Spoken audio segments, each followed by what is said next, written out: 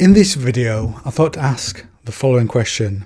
Outside of killing the enemy, what tactics can the various members of the Court of the Seven-Headed Serpent deploy to lure the followers of the Creator over to their side? What scars does war leave that can be exploited? How many soldiers, young and old, do those alive have to face losing before they can't do it anymore, when the cup of their faith runs dry? That's the concept I will explore today, a more sombre one, and so, welcome back to the trenches, and let's begin. There is a surprising high number of mentions for this within the larger law, and I think that's an underappreciated part of the law. First, let's look at a few instances from it, then analyse that, and look at how each of the sins might take advantage of these situations and others. From the Great Beast Law Drop. Finding converts proved far easier than one might think. The beast found that not all humans were well suited to withstand the grinding pressure and deprivation of the Great War. Grief for lost loved ones and unrelenting fear were ever present to most people. Veterans returned from the front crippled in mind and body, haunted by the terrors of warfare.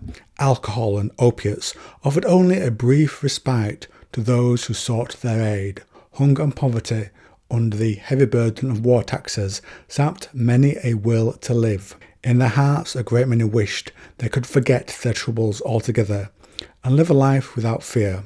And within the beast in all short story, despite the faith drunk into them from birth, the men were willing converts.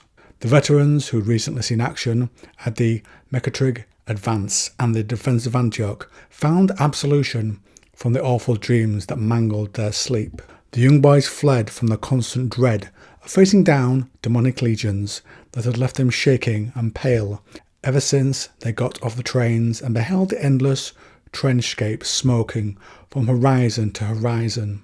The gospel of the beast offered them escape.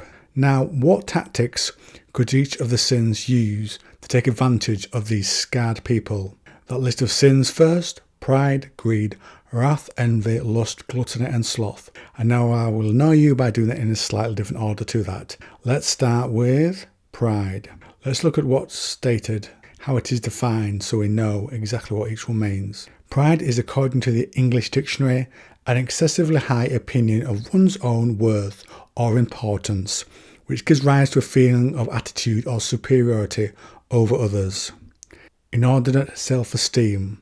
On the surface you think this was not something many of those loyal to Antioch would have, but there's also a place for pride that the courts trap people into. Pride in your unit that might grow if you're a leader. Pride in the small home your family have that's better than the shacks down the road. Pride you can leave your family whilst keeping them safe. Pride that you fight for the Lord, as faith can also be a trap. If you escape that, you fight to maintain your humility and open yourself to pride. Next we have gluttony or greedy or excessive indulgence, the domain of Beelzebub. And perhaps the earthly clash between Mammon and Beelzebub is because they're close to being the same within the sins. There certainly feels like there's a crossover between the two. After facing the nightmare things of the court, you might turn to drink or drugs and start your fall towards gluttony, getting everything to fill that hole in yourself that is black and can't be filled, that hole within. Next we have greed. Let's define this with a law example from the Knights of Avarice. Upon winning a fight, they will take anything, and everything of value is taken. Metals from brass to bronze and from silver to gold, art objects, precious stones, livestock, trade goods, rare tombs and scrolls, for to take and want more is their religious compulsion. I think the lives of most people in Crusade will be thin of wealth, and the law notes Mammon only chooses those who have accumulated vast wealth through foul means. So here you can target anyone in a higher position who can't get enough, who takes more than their fair share from others. They will be likely to fall to this sin. High-ranking army officials, the Duke of Antioch, and even better, in their Goetic power, loyal higher-ups, priests that have too much wealth and power that don't live pious lives. Now we are down to our final four: wrath, envy, lust and sloth. Let's do sloth first. Spiritual apathy and inactivity.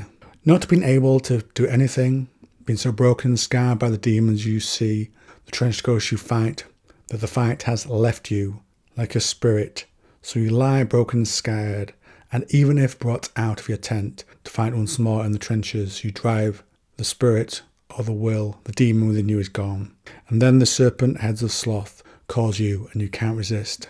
Let's do wrath next. This is vehement or violent anger, intense exasperation or resentment, deep indignation, righteous indignation. Yes, that's a Bucky O'Hare reference, if you know what I'm talking about. I can see this being a common one amongst the soldiers. The average soldier's anger at the situation they're in, the demons they must face that they can't hurt hardly at all. The commandos who don't understand the dark dreams they have every night, stopping them sleeping, or making them feel the resentment that bores in your gut, all ready for you to join the heretics. Next, let's do lust. Intense or unbridled desire for someone you're attracted to. This can happen in the highest ranks, even those who walk amongst the paladins. In the short story about them, we get this line: a cloying fog of incense hung beneath the fresco domes of the paladins' arming chamber. Monks crowded the galleries, chanting prayers, while they monitored the screens of data being spit out by gilded auto-scribes. On the floor, technicians clad in sanctified bodysuits, impermeable to sin, hustled about their machines. So even in those highly technical areas of science, those close to the highest echelons who get near the paladins, there is still temptation. And imagine living in those dark times. Doesn't it make sense that some would seek comfort in the warmth of others and open themselves to the temptations of this sin? And finally, envy. This is defined as painful or resentful awareness of an advantage enjoyed by another, joined with a desire to possess the same advantage. In that law intro, we get the poverty under the heavy burden of war taxes. That's a great chink in the armour of those who the court might want to exploit. Those on the side of Antioch having envy when they see others pay less. Perhaps some in religious positions get exceptions to the payments that need to be made, along with their role, and so others will envy them. Or a high-ranking officer gets more pay whilst taking less risks and gets a better place for it. All valid grounds for the deadly sin to take hold, to turn faithful to heretic. So let me know what you think to the law and temptations within this video, and what would tempt you to be a heretic, and how, like the moon, or agree to evolve your body into forms you see as beautiful, and listen to that portal and the strange jittering sounds behind it. Let me know in the comments, and if you like this video on Trench Crusade, then you might also like this one. And if you want a number of videos on the Trench Crusade, then why not check out the playlist on the channel. I also cover 40k and have out about 3 a week at my best and 1 on Saturday at my worst.